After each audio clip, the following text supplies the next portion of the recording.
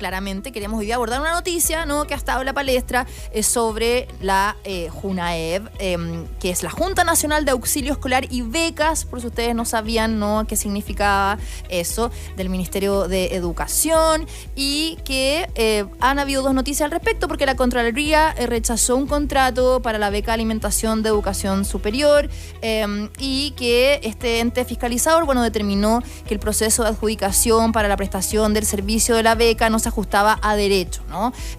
Y además esta decisión obligó a la JUNAEB a retrotraer el proceso de licitación y también realizar una nueva evaluación de las ofertas presentadas. Por otra parte, otra de las noticias es que se retrasó la entrega de los útiles escolares que tenía que hacerse en marzo de este año a los colegios municipales y subvencionados particulares, y finalmente se va a iniciar la primera semana de retorno de vacaciones. Esto ha afectado a cerca de 2 millones de escolares. Queremos aclarar estas dudas, queremos saber, ¿no?, cuál es la situación actual, y para eso está hoy día con nosotros acá en el estudio la directora nacional de la JUNAEB, Camila Rubio. ¿Cómo está, directora? Muy buenas tardes y gracias por venir. No, muchas gracias, Andrea, por la invitación y poder contar también un poco y aclarar todas estas cosas que han salido, que yo creo que a veces generan más confusión que certeza en las personas. Así tenemos hartas preguntas. A disposición ahí de poder conversar. En primer lugar, preguntarles sobre esto, ¿no? Lo que yo mencionaba sobre este preinforme, que no es un informe final, un preinforme de la Contraloría que determinó una serie de irregularidades, ¿no?, adentro de la JUNAEB, principalmente por esta beca de alimentación. ¿Es realmente así? ¿Quiénes son los responsables de esta información?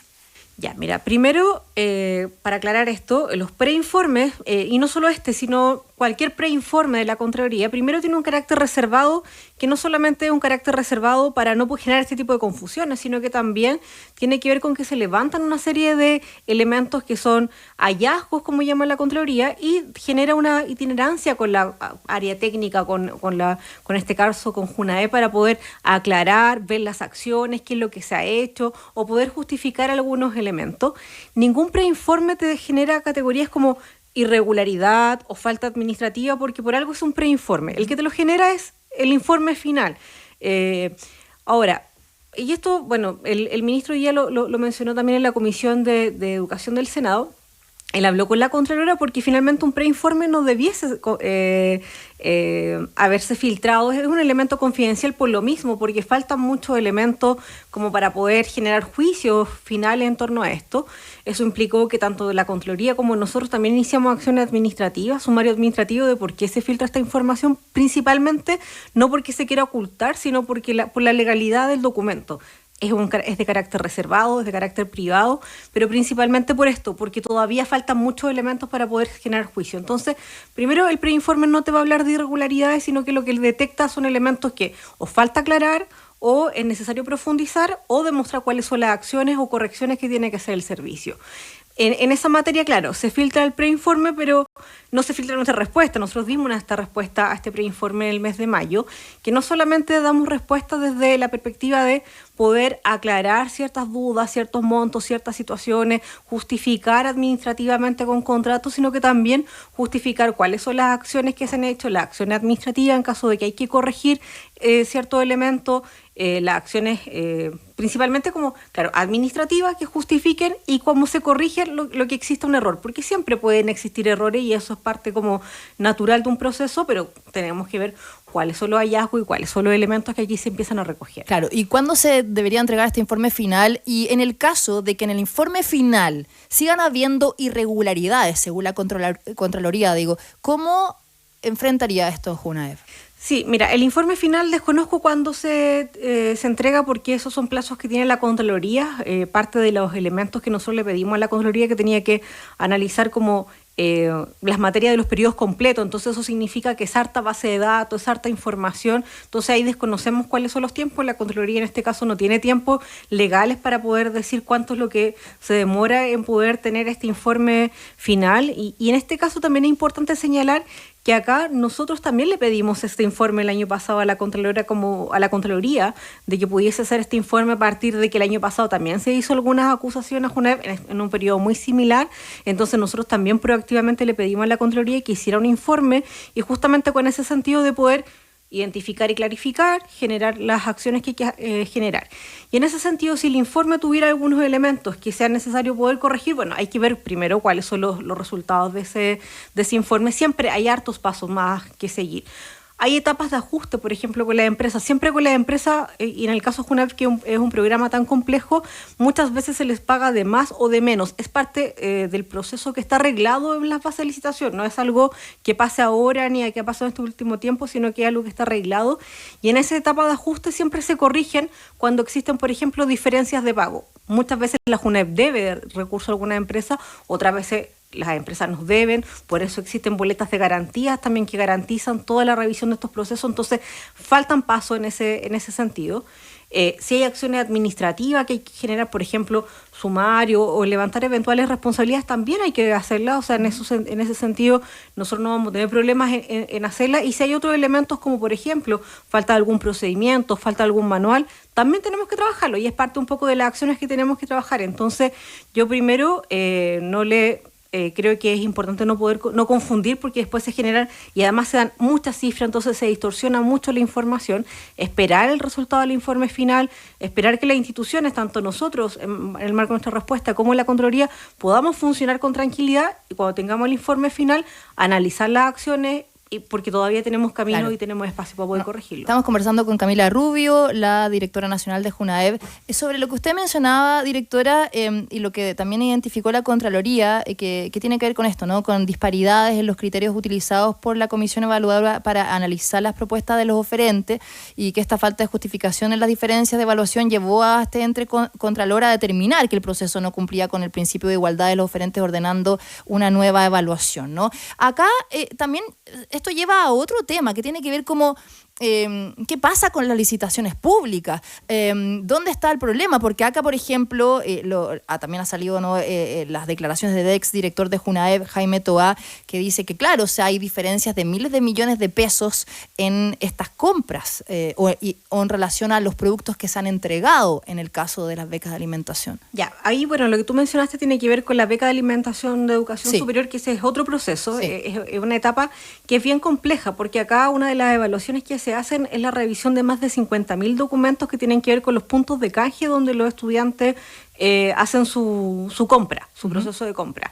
Acá siempre es importante señalar que en este caso de esta beca en particular, de la que tú me señalas, aquí no hay un desembolso del Estado, acá no hay un gasto del Estado. El recurso que entrega el Estado a la empresa que provee este servicio va directamente al estudiante. No hay un costo para nosotros.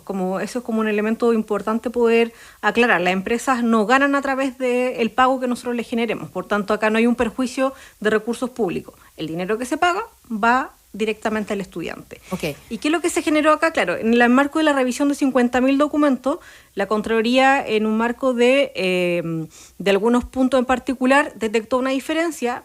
No es que no hizo como volver a la etapa de evaluación, se evaluó, se revisaron nuevamente todos los puntos, ninguna de las empresas cumplía a cabalidad con todas las exigencias que nosotros teníamos, por tanto se tuvo que declarar desierta. Sin embargo, el servicio de la beca de alimentación para la educación superior nunca se vio afectado, siempre se ha dado continuidad al servicio, los estudiantes no han tenido problemas. Es más, esa beca en particular subió este año, subieron 3.000 pesos más, que hay que recordar que desde que llegó el presidente, esa beca que es la BAE, que es para los estudiantes de educación superior, ha subido permanentemente todos los años, y este año no fue la excepción.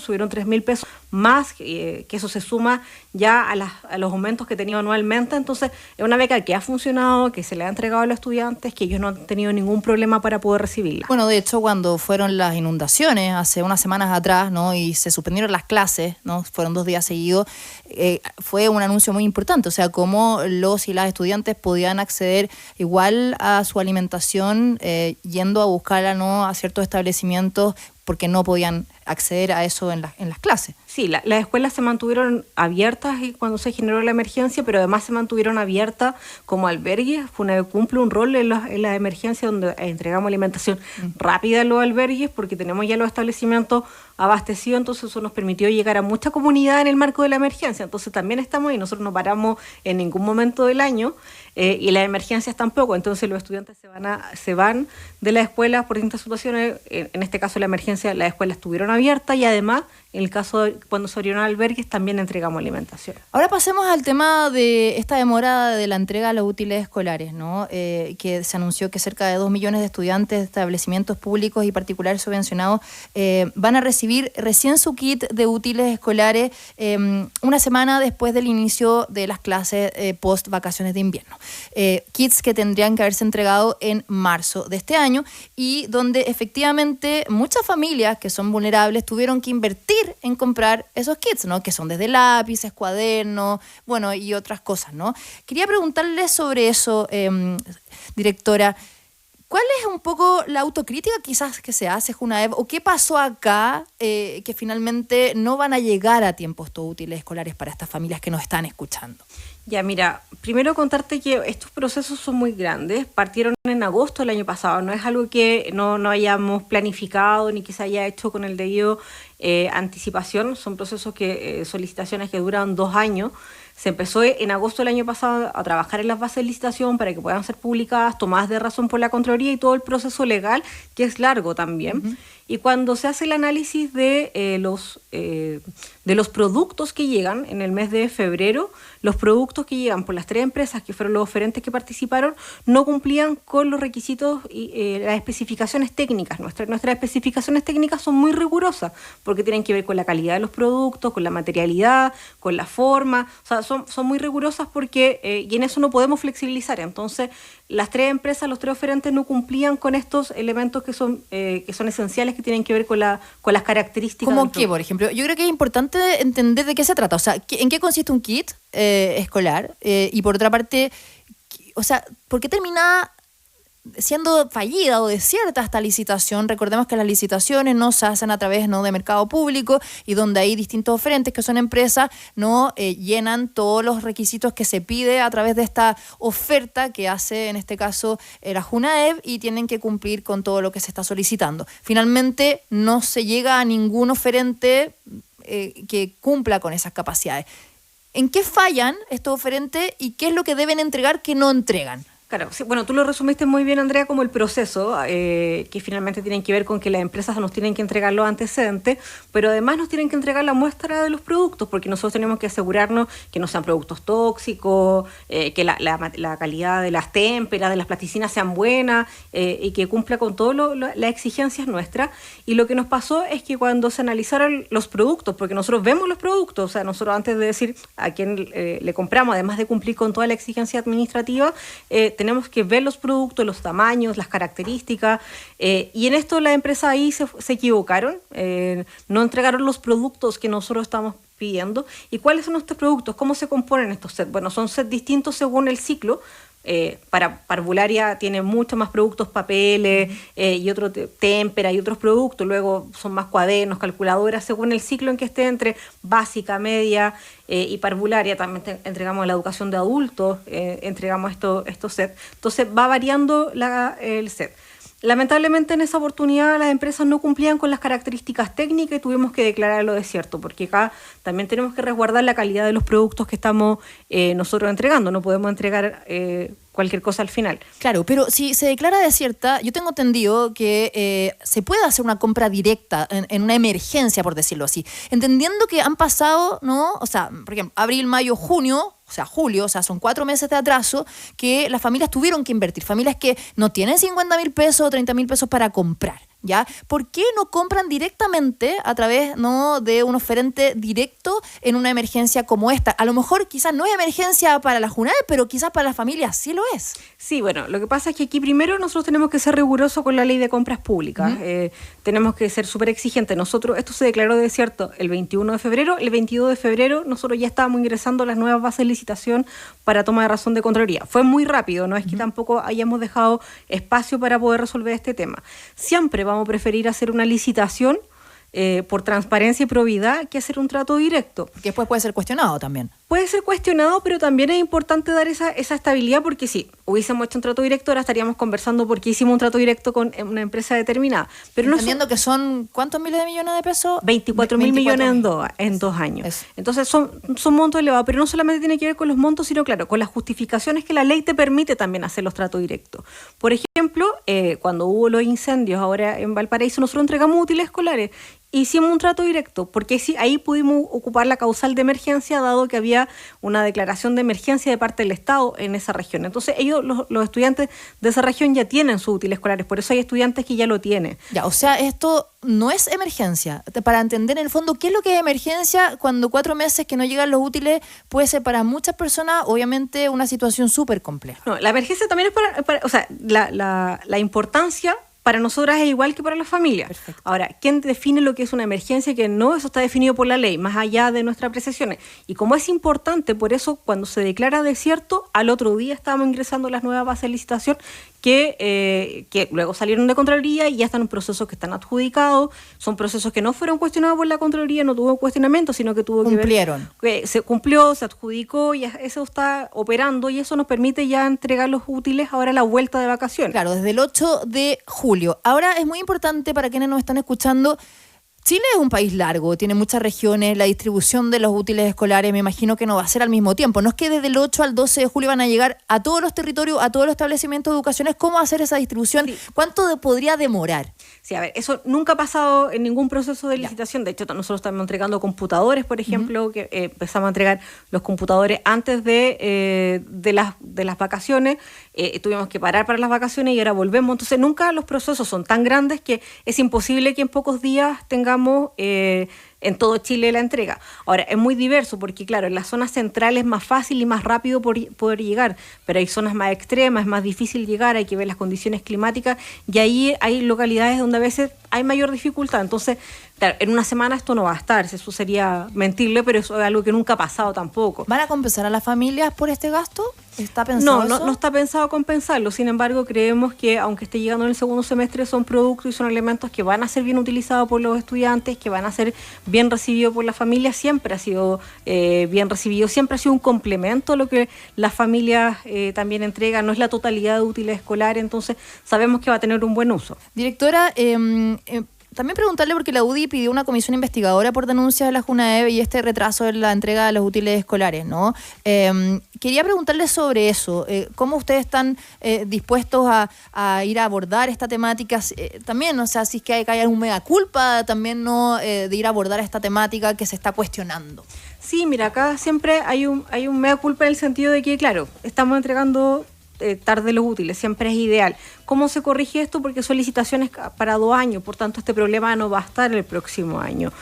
Ahora sí tenemos la tranquilidad de que eso se hizo bajo todos los actos administrativos y legales posibles. Acá no hubo una falta administrativa ni legal, ni un incumplimiento en nuestras funciones, entonces eso también es un elemento que también da tranquilidad en el proceso. Ahora, si se hace una comisión investigadora, como tú señalabas, nosotros siempre vamos a estar a disposición, tanto los antecedentes también son públicos, nosotros tenemos toda la información para mostrar tanto en comisión investigadora, en citación en el Congreso, en las instancias que sean necesarias.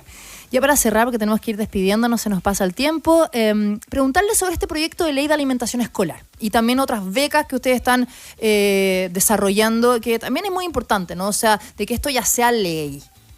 Sí, mira, estamos trabajando hace 8 meses con FAO para poder crear una ley de alimentación escolar, dar ciertas garantías legales y no solamente que la alimentación esté asociado a bases de licitación. Este es un proyecto bien interesante que estamos haciendo junto a esta entidad internacional también, que es FAO, que da el respaldo. Se ha hecho a través de diálogos participativos con manipuladoras, con empresas, con trabajadores, con niños, con estudiantes. ¿Y en qué consiste? La idea es que la ley de alimentación escolar sea la parte normativa de este programa, que es tan grande, que es un programa que ya llevamos 60 años entregando, pero es un programa que no está normado, porque es un programa que solamente se basa en las licitaciones, va cambiando según cada licitación, pero la idea es poder ir garantizando primero la calidad del servicio, la oportunidad, las compras locales, la agricultura familiar campesina como parte también de este proceso de compra, o también reactivar la economía local a través de este programa de alimentación, en particular la agricultura. Dar estabilidad a las trabajadoras. Las trabajadoras son 36.000 mujeres que trabajan en el programa de alimentación, y la idea también es dar ciertos elementos de garantías a ellas, porque a veces ya les toca un poco la suerte de con la que empresa trabajan. Claro, ¿y en qué etapa está? Hoy día estamos cerrando la parte participativa, porque nosotros queremos hacer este proyecto participativo y ya después de eso generar el proceso de elaboración del proyecto para poder ser ingresado ya al Congreso a que pueda ser discutido. Y ya para cerrar, tiene una beca nueva. ¿no? Una beca que de hecho estuvieron en Chiloé. Sí, o sea, todavía no está activa porque hoy día se aprobó por la Comisión de Educación del Senado la incorporación de Chiloé a una beca de integración territorial.